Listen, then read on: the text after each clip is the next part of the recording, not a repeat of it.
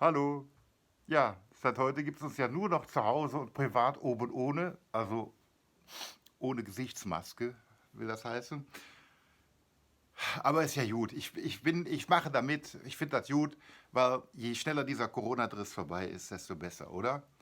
Und außerdem, es ist Frühling. Ich lasse mir doch die gute Laune nicht verderben. Die Bäume sind grün, die Vögel zwitschern, die Straßen sind voller Gummihandschuhe. Ist das nicht schön?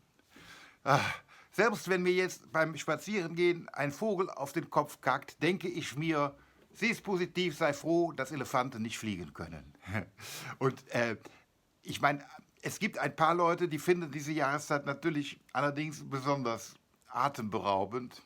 Die haben ein bisschen Pech, das sind nämlich die Pollenallergiker.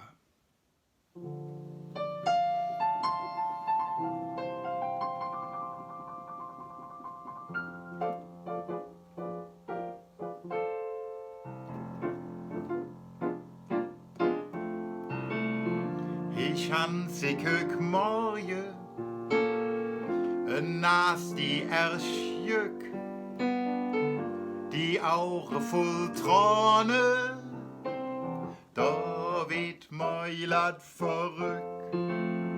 Dat is geen Corona und keine Pandemie,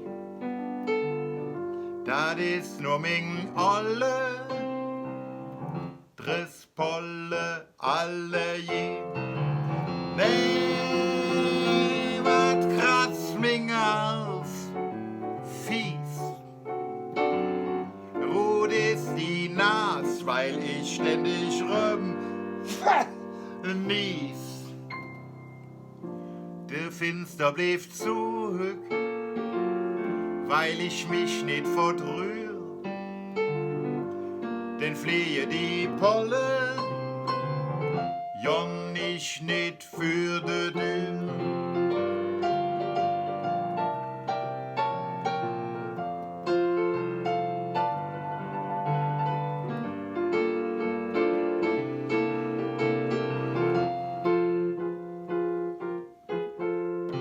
Nee, wat kratzt minge Hals, fies. Rot ist die Nas, weil ich ständig nies.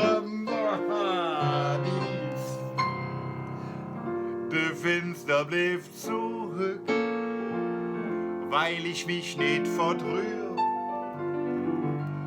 Denn fliehe die Pollen, Jon ich nicht für de Dür. Einfach ganz anders im Winter, da muss ich raus. Da bin ich allein.